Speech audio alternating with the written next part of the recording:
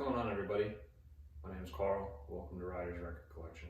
Today I wanted to give you a little bit of tips that I've learned throughout the course of my journey collecting that I think would be beneficial to share. Here we go. The first tip is pretty obvious. You gotta find a place to get some records. If you want to collect records, you gotta have a place to find them, buy them, purchase them, acquire them, however you go about doing that. The second one is also pretty obvious. You need a turntable. It doesn't really matter what you have first. You could have the turntable and no records, you could have records and no turntable. When I started to collect records, I had about 10 records before I had a turntable. Tip number 3 is that you know your musical taste better than anybody else knows your musical taste. You know what you like, you know what you don't like. And my advice would be to start by getting some of those albums.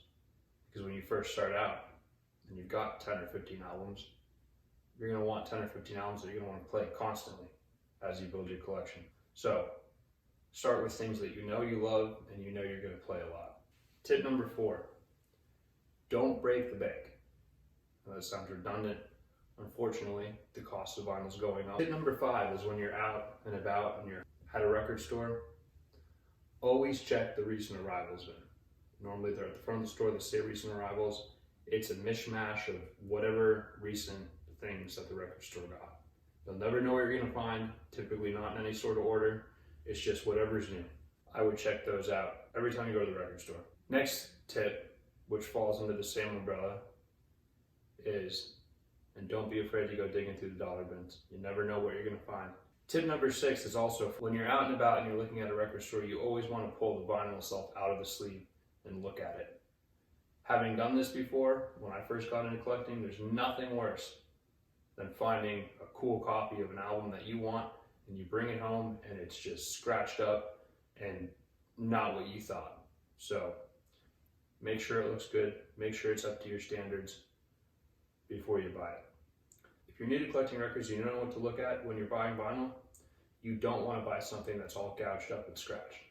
You want to look for clean, as little surface marks as you possibly can. Anything that's super deep that you could feel with your finger, it's going to skip, it's going to play horribly, it's not going to sound good. So tip 6, always look at what you're buying before you actually purchase it. Tip number 7 also has to do with record stores. When you're out and you're shopping and you're at a record store or you're at your music vendor or a thrift store or a place that you're acquiring the records that you're going to get that you're going to bring home to listen to, try and become friendly with the people that work there or the people that own the store. If you develop a good relationship with them, they'll pay attention to what you want, what you look for, the things that you want to have in your collection. And it just makes going to the record store that much more enjoyable. My 2 favorite record stores, I'm very friendly with the people that work there. In the past, they've put stuff aside for me. They posted stuff on social media and I've asked them to hold it, they've held it. So tip 7, become friendly with the people that work in your local record store. Tip number 8, check out Discogs and make a profile. Discogs is the world's largest database for vinyl, CD, cassette. It's got all sorts of features on it. You can catalog your collection. You can find out which pressing you have or which pressing you're looking at. You can find out the average cost. Tip number 9 is if you see something that you want, buy it. I know that sounds a little redundant and a little obvious, but you're only going to regret the things that you don't buy. You're not going to regret the things that you buy. You never know when you're going to find it again, and you never know what it's going to cost next time you do find it. Tip number 10 involves record care, and it's to clean your records. Records are going to be dirty. That dirt decreases their sound quality. There's all sorts of different ways to clean them. But if you're getting into vinyl and you're new to this, I would highly suggest that you clean them. There's plenty of videos out on YouTube about how to clean records. Something that I would definitely look into. You'll be amazed at the difference a cleaning can make. Along with cleaning, pops and clicks are almost always going to be present on a record. Most records you're going to get are going to have some sort of surface noise, and that comes with the territory. Cleaning it will probably help, but some records, they're never going to go away. Tip number 11 is for when you're home. When you're home and you're storing your records, you want to store them vertically, not horizontally. You don't want to stack them up on top of each other because that's going to put weight and that's going to warp your records, which is in turn going to affect the playback. So if it's possible, store your records vertically. Tip number 13 is don't be afraid to experiment.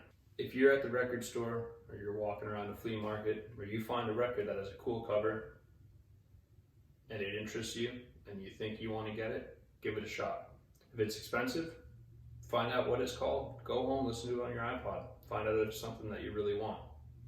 I've discovered more music since I've started to collect records than I ever could have imagined, strictly based on going to a record store and being amazed at what they're playing on the radio, or just digging through bins and saying, that's a really cool album cover. So tip 13, don't be afraid to experiment. Tip number 14 is to enjoy it. Enjoy the hobby, enjoy the aspect, enjoy the music, and enjoy the hunt. Don't be too serious about collecting that you don't enjoy collecting. And tip number 15, if you're into vinyl, if you've gotten sucked into this hobby, find your local vinyl community.